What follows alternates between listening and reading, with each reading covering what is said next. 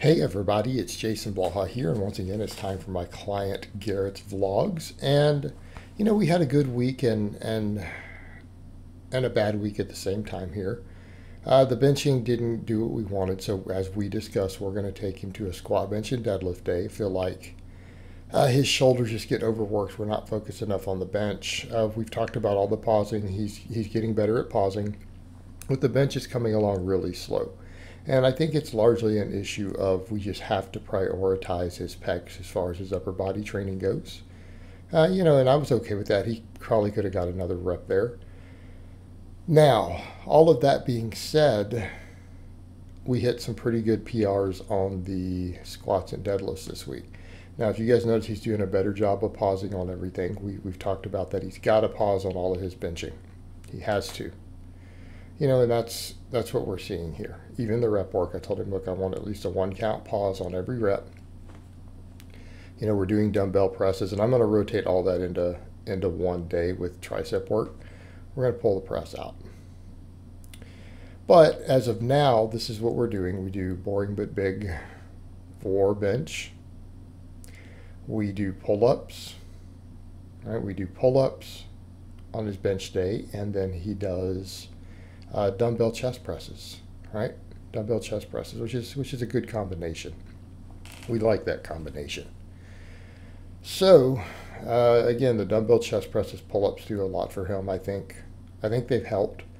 Although there may be a point to where we just look at it and say, okay, how much chest work do we really need? We may need to trim the set slightly, because it does give him 13, but I think 13 is still okay.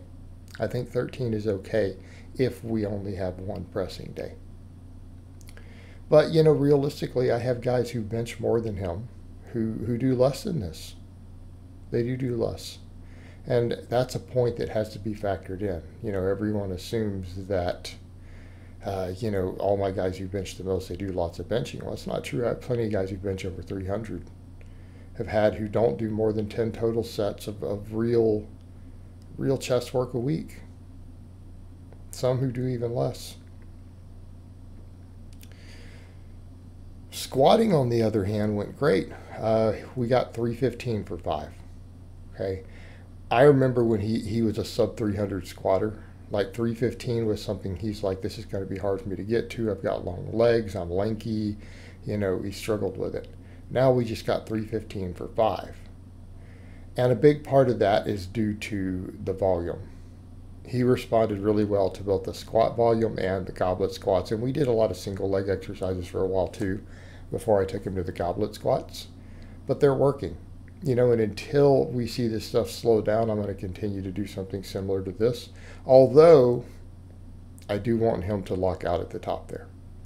All right, I do want him to lock out. I know he's getting kind of a pump there, but something we could work on if he starts to stall is a little bit higher quality work, right? A little higher quality work on those goblet squats. And then we do hanging leg raises. Again, one of the best squat accessories. Probably the best ab exercise for improving your squat. Again, due to all the hip flexors to get worked, right? All the hip flexor work. It helps. Some of this is his ramp up work. The files got mixed up a little bit. And as we got to the overhead press, he actually did really good. Even though this is going to be the last week we pressed for a while, he got 5 reps. Although, again, what's one of the things I tell people all the time? If you want to get good at the bench, if you're going to use the press to improve your bench, you need to pause at the bottom. And we get a lot of touch and go, and all my guys do that. I say it in the vlogs all the time, yet they continue to do it. And I always laugh about that. They always touch and go that press. And they don't always get the carryover they want out of the bench. And the thing I remind guys, what's one of the benefits of the press? It helps you out of the bottom of the bench. But our bench is paused. Bench is paused. True strict pressing is the overhead pressing that carries over to your bench the most. My opinion, and quite a few other coaches. Of course, he's pausing here on this stuff. But this is kind of what we mean of a lot of guys on my plus sets. They let a little bit of ego get in the way. They do too much touch and go. They get excited. and we don't get the training response that we want. And I get that people, we do need to dig in. We need to train hard. We need to train hard on these plus sets because they're kind of our moneymaker. But they really aren't. You know, some of my guys are like, well, that's where I get all the, but no, you get a big chunk. But all the back off work added to it is a big part of it. But if that's our one that you think you get the most from, then it needs to be perfect, right? It needs to be perfect. Of course, he's always good at these pull-ups, right? Wide grip pull-ups. he's always been good at, and accordingly, he's gotten quite a bit of good back development. Now, here's the other thing: we've been bulking pretty hard, and notice he's still fairly lean, right? He's at a nice, healthy, athletic body fat. He's not ripped, but we've got visible abs, got good definition in his back, and we can do tons of pull-ups. So he's certainly not fat. We need to keep bulking. So what do we do here on the press day? We do these tricep extensions. So what am I probably going to take it to? We're going to take all of his pressing muscle stuff over to just benching dumbbells and then tricep work. Right? That's what we're going to do with it in the future. Direction we're going to go.